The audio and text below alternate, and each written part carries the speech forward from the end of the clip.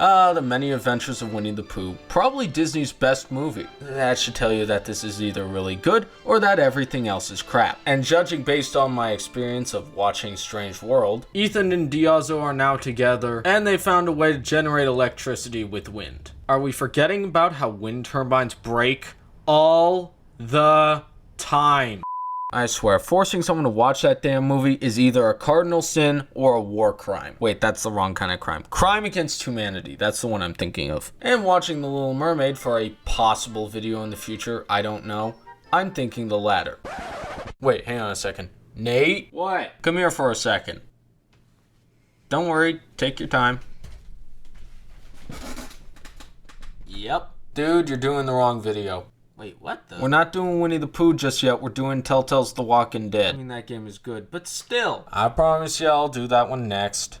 Well, alright. So, Telltale's The Walking Dead, made by Telltale, came out on April 24th, 2012 on PC, Xbox 360, and PS3. Now, this game's actually 11 years old, so great. I mean, Lego Star Wars The Complete Saga is 16 years old. The Wind Waker is 20 or 21 years old, depending on where you live. Majora's Mask is 23 years old. Halo Combat Evolved is 21 and a half years old, so certainly age doesn't make a bad game. And it's very positively reviewed among not only fans of the series, but just anyone who plays the game. So I figured I'd play it myself, and it certainly delivers. Welcome to June 19th, 2003, meaning technically, I don't even exist. Introducing Lee, one of two main characters throughout this entire series. He's on his way to the prison because he killed a man. And throughout the entire series, it's very ambiguous as to what actually happened with this. Yes, he killed a Georgia senator, I think, and it did relate to his wife, but the game never specifies how it happened. Lee certainly killed the guy, but what was the situation around it? It's implied that Lee's wife and the senator were having some sort of intercourse, but it's unclear whether Lee killed the senator because he was raping his wife, or if he just was committing a murder, or killed him out of anger. The cop decides to make conversation by telling us that he thinks Lee didn't commit the murder. Why? Because he's been quiet this whole time. How many? Usually it's about now I get the, I didn't do it. Every time? Every time. As the conversation goes on, we see more cop cars and ambulance head toward the city. And because of distracted driving, we eventually hit, what the fuck is that? And we go careening into the ditch. Now because of that, Lee was knocked unconscious for a couple hours. But he did get intermittent sightings of whatever the hell those things are. He also heard the cops screaming outside. Oh, and some gunshots. Don't forget the gunshots. Lee finally wakes up to find that his leg is hurt and the cop is gone. Seeing that the cop is dead, Lee breaks out of the car to deprive the cop of his keys. That way he can get out of his cuffs. Right as he finishes his business, the cop comes back, safe to assume as a zombie. Now I could make the criticism that it's scientifically impossible for humans to become zombies because of how muscles work, but I'm not going to do that for the same reason that I wouldn't criticize Winnie the Pooh for talking animals. It's just how the world works. So I blew off the head of the zombie cop because he was trying to kill me. Lee sees a figure in the distance, calls for help, sees some walkers, which is what they're called, by the way. They're surrounding him. He makes it for where the figure was and makes it over the fence. He goes into a house, finds out that whatever I think parents were calling a babysitter. These parents are in Savannah. Then after the mom gives a distress message across the answering machine, a little girl calls in through the walkie-talkie. Her name is Clementine, the other main character of the entire series, and frankly, the most important. Turns out this is her house and those are her parents. The babysitter pops up out of the middle of nowhere and we find out that she's one of those damn things. So Clementine runs out and gives us a hammer to bash in the brains of the babysitter. After a brief interaction between Clementine and Lee, Lee has an important decision. Do we leave the house now or do we leave the house tonight? Choosing to leave now, you find Sean and Chet pushing other cars out of the way so they can drive off to the countryside. You two help them and you drive away with them. If you choose to leave at night, you'll do the same thing, except Chet gets killed. Either way, you'll end up on the Green's farm. Chet leaves and Sean Green introduces us to the owner of this farm, Herschel Green. Herschel makes sure that I haven't kidnapped Clem, which, spoiler alert, I haven't, and Lee gets his leg tended to. Now, we are going to be helping around the place and going to be fixing up that fence, but that's tomorrow. Tonight, it's time to sleep. One night Little. It's morning now, and now we're getting acquainted with the other family taking refuge here. Kenny, Katja, and Duck. Also known as my new best friend, Katja and Duck. Before he gets to work, Lee decides to get himself acquainted with everyone. For whatever reason, Herschel thinks Lee's a liar, even though he told Herschel the truth about everything. Well, that doesn't make any damn sense. Quick, time for another important choice. Walkers attack the farm all of a sudden, and they grab Sean and Duck. You can only save one of them.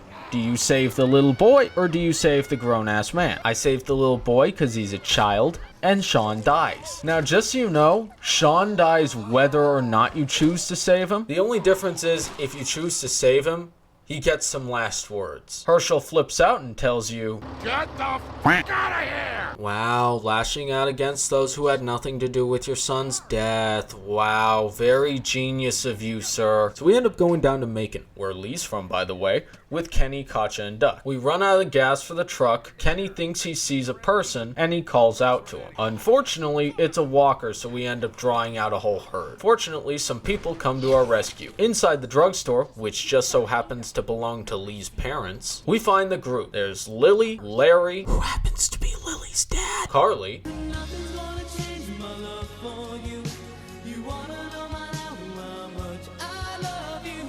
Doug, and finally, there's Glenn. Lily's having a conniption fit that Carly and Glenn let us in, because it did attract walkers, to be fair. We assure them that we're not going to cause them any harm. Larry assumes Duck is bitten, so we defend him. And it turns out, oh hey, would you look at that, he wasn't bitten. Larry apparently has issues with his heart, and he needs some nitroglycerin pills. So we gotta find a way in order to make it into the back. But first, Glenn goes out on a mission to get some supplies. In the other room that isn't behind the counter, Lee finds probably where his parents died. Carly pops in, and apparently she was a journalist, and she talks to us about the murder. Lee just so happens to find a Universal TV remote, which comes in handy later. After an emotional moment between Clem and Lee, Glenn calls in. Apparently he's stuck. He gets pinned down by a bunch of walkers, so we have to come and save him. You find him hiding inside a dumpster right by a motel, where he says there's another survivor, so we make our effort to save her, because apparently it's a girl. Once we do save her, turns out she already has a boyfriend, so Glenn is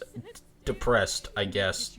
Lack of a better term. Disappointed. Turns out she had already been bitten, so she's wanting to kill herself with the gun. I say no to her, because suicide's wrong. The balcony collapses, so she somehow ends up getting the gun and blows her brains out. Back to the drugstore. Going outside with Doug, Lee sees, guess who? His brother, as a walker. Hooray. He's gotta have the keys to the back room, right? I mean, it's worth checking. So we use the Universal remote to program the TVs on the other side of the street. We break the lock on this gate and throw a brick at the window. That way the static attracts the walkers. Then Lee goes over to his brother, apologizes to him for not being there, then takes an axe to his head. After that, he gets the keys from his brother. Once back inside, we go into the back room. An alarm goes off annoyingly, which attracts even more walkers, so we have to hold them off, and now we're in another tough choice. Doug is being grabbed by walkers. Carly is being grabbed by walkers. Which one do you save? Obviously, being the gentleman that I am, I chose Carly, and Doug unfortunately dies. We all make it out. Larry tries to kill me. Kenny helps us, like the good man he is, and we all end up at the motel, because apparently the motel is a surprisingly safe place. Glenn ends up heading off to Atlanta because he has some friends and family there, I'm guessing. Even though it's a bad idea to go, he's still gonna go anyway. Kenny reassures Lee that he will be a good parent. Considering I'm playing as him, I hope that translates into the real world. Carly's traumatized that she saw Doug die, and she's also asking why I saved her. Is it because she can shoot a gun as well as I can? No. You got this all wrong. It's because she's hot. Duh. Lee ends up consoling Clementine for her broken radio, because apparently that broke now. And the episode ends with Larry and Lee having a spat. Oh, would you look at that? We get to reflect on our choices. I lied to Herschel. When? Maybe it was the night we met him, I don't know. Really? Only 30% of people saved Duck? I mean, Sean was gonna die anyway. Now that concludes episode 1. And there were actually 6 episodes, and this would all be one video, if not for the fact that each episode takes about 10 minutes to cover. And doing it that way made my PC run like crap. So yeah, stay tuned for episode 2. But until then, thank you so much for watching. I hope you liked that video. If you did, go ahead and subscribe and hit the bell so you don't miss any of my future videos. And to the fine, wonderful people on Rumble, thank you, and check out some of my other videos too. Anyway, thank you so much for watching, and have a good day. See ya!